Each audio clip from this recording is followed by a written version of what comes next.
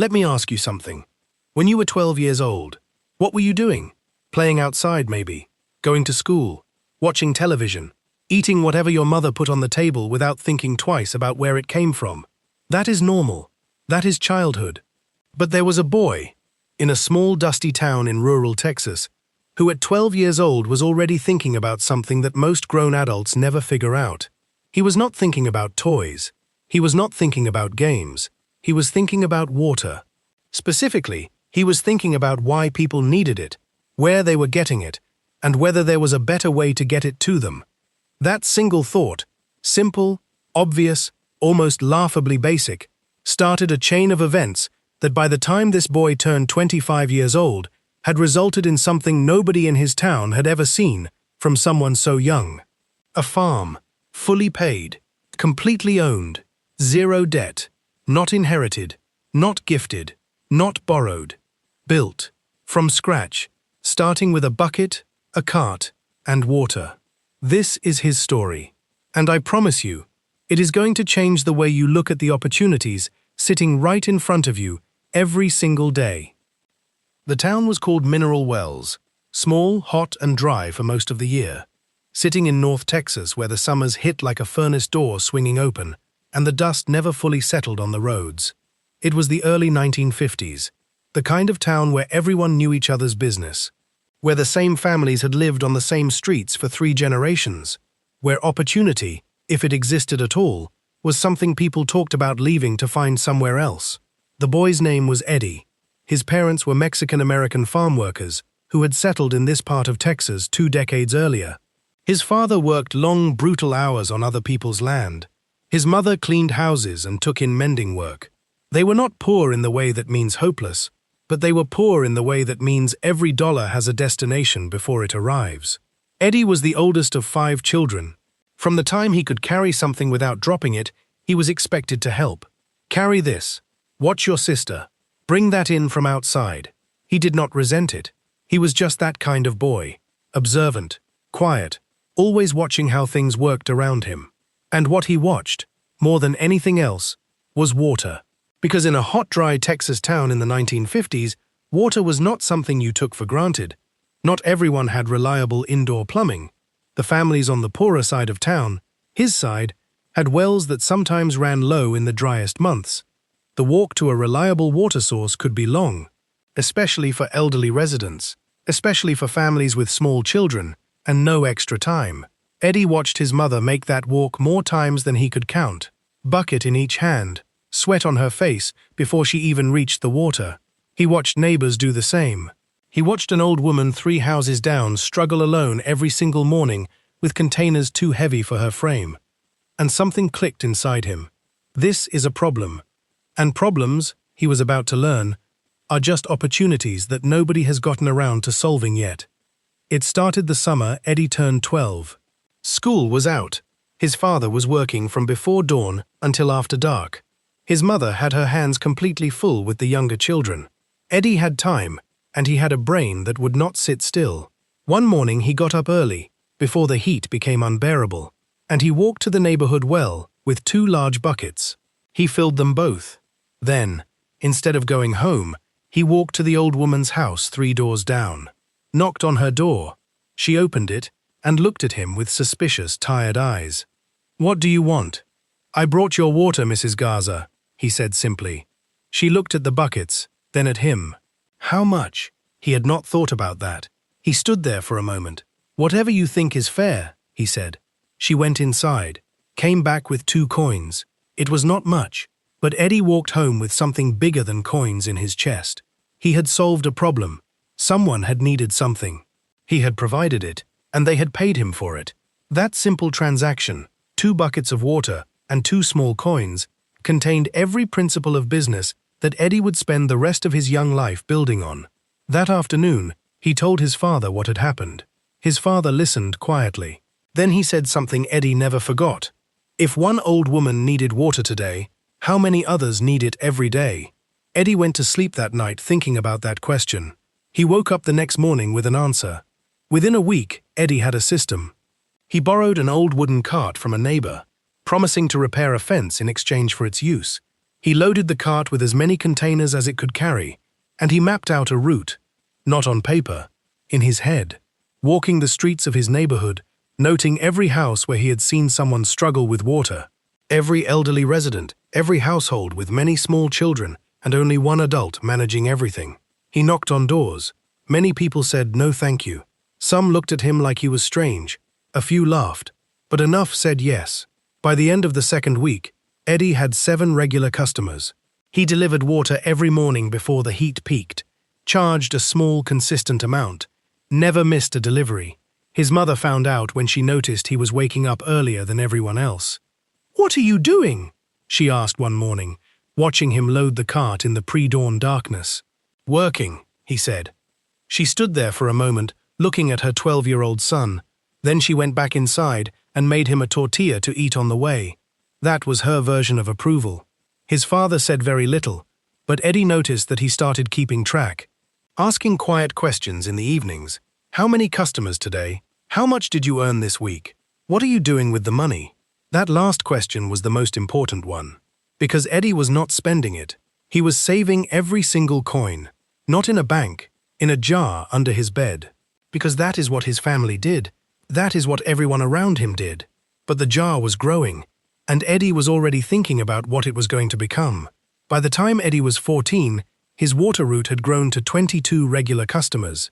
He had hired his younger brother to help on busy mornings, paying him a small cut of the earnings.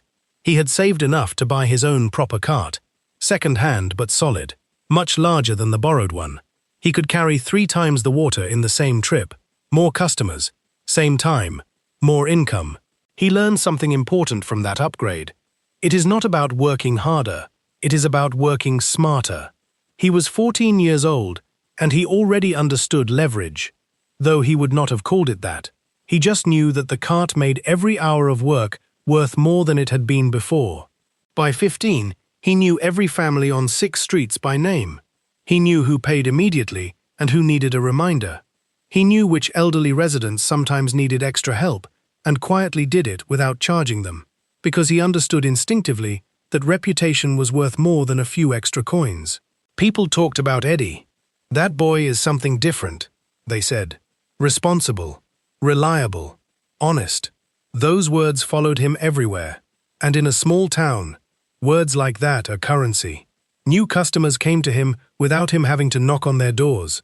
Word of mouth, the oldest and most powerful form of advertising that has ever existed, was working for him every single day.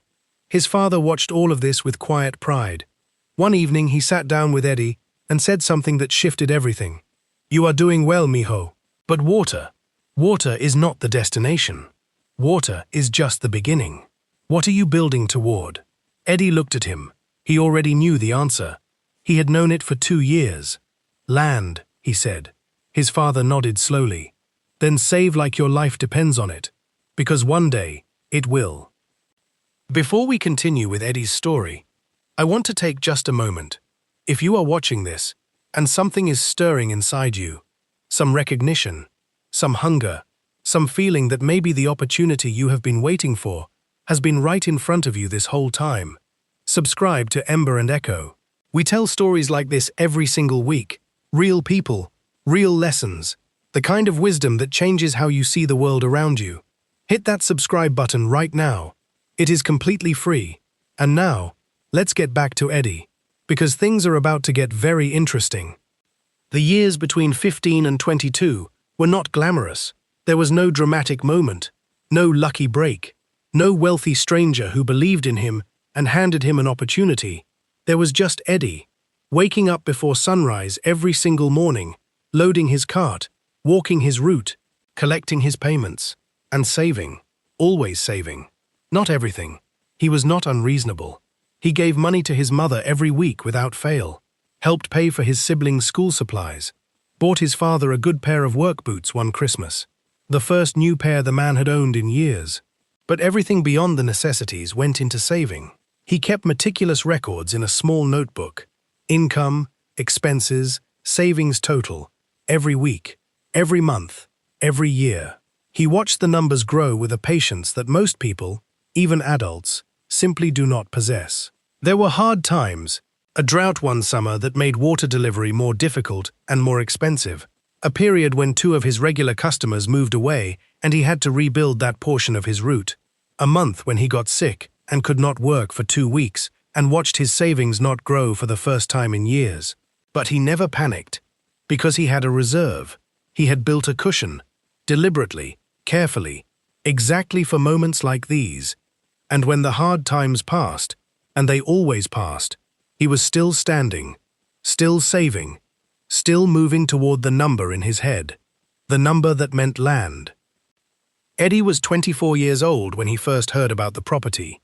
A small farm on the outskirts of town, 12 acres. The previous owner had passed away, and the family wanted to sell quickly. The land was not in perfect condition, some of it overgrown, the small structure on it needing significant repair. But it was land, real land, and the price, because of the condition and the family's desire for a quick sale, was lower than anything comparable in the county. Eddie went to see it on a Tuesday morning. He walked every inch of it, tested the soil with his hands the way he had seen older farmers do, looked at the water situation, because of course, water was the first thing Eddie always thought about. There was a well, old but functional. He stood in the middle of those 12 acres for a long time. Then he drove to the family and made an offer. Cash, full payment, immediate, no mortgage, no bank, no debt. The family accepted the same day. Eddie was 24 years and 7 months old when he signed the papers. He drove back to that land alone, parked his truck at the edge of the property, got out and stood there in the late afternoon light. 12 acres of Texas soil, his, completely, legally, entirely his. He did not cry. He was not that kind of man. But he stood there for a very long time, thinking about a 12-year-old boy with 2 buckets and a problem to solve, thinking about his mother making that long walk with heavy containers in the heat, thinking about his father's quiet question, "What are you building toward?" He had his answer now. He was standing on it. By his 25th birthday, 3 months later, he had already begun repairing the structure, clearing the overgrown sections, and planning his first planting season. The boy who sold water had bought himself a farm, and he was just getting started.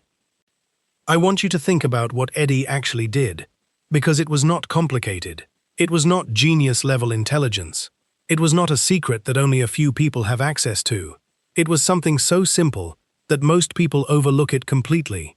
He found a problem that already existed, and he solved it consistently.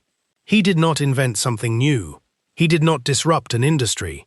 He did not need a business degree or a startup loan or a mentor with connections. He just looked around at the world he was already living in and asked one question: what do people need that they are not getting easily enough? Water, in a hot, dry town, for people who struggled to get it themselves. That was it. That was the entire business idea. And then, the second thing Eddie did, which is where most people fail even when they have a good idea, he was disciplined with what the idea produced. He did not spend his early earnings on comfort. He did not upgrade his lifestyle the moment he started making money. He kept his expenses low. He saved aggressively. He reinvested in ways that made each hour of his work more productive. And he was patient. 10 years of patience, from 12 to 24. 10 years of showing up every single morning before sunrise. 10 years of watching a number in a notebook grow slowly toward a goal. That is the part nobody wants to hear. Because we live in a world that promises fast results, quick money, overnight success, viral moments that change everything. But Eddie's story, and stories like his, tell a different truth. Real things take real time, and the people who are willing to give them that time always win. I heard about Eddie from my own grandfather. They had grown up in neighboring towns, known each other as young men. My grandfather used to tell me this story whenever I complained that something was taking too long. Whenever I wanted results faster than they were coming, he would say, "You remember Eddie, the water boy?" And I would nod. He did not get that farm because he was smarter than everyone else. He got it because he started earlier than everyone else, and he never stopped. Then he would look at me and say, "The question is not whether the opportunity exists. It always exists. The question is whether you are willing to start small enough to find it, and patient enough to let it grow." I think about Eddie often. I think about a 12-year-old boy knocking on a skeptical old woman's door with 2 buckets of water and the simplest business idea imaginable. I think about 10 years of sunrise mornings, and careful saving, and quiet discipline. And I think about a 24-year-old man standing alone on 12 acres of Texas soil that he earned, completely, with his own hands. No shortcuts, no luck, no inheritance, just a problem, a solution, and the patience to see it through. Whatever your version of the water bucket is, find it, start with it, and do not stop until you are standing on your land.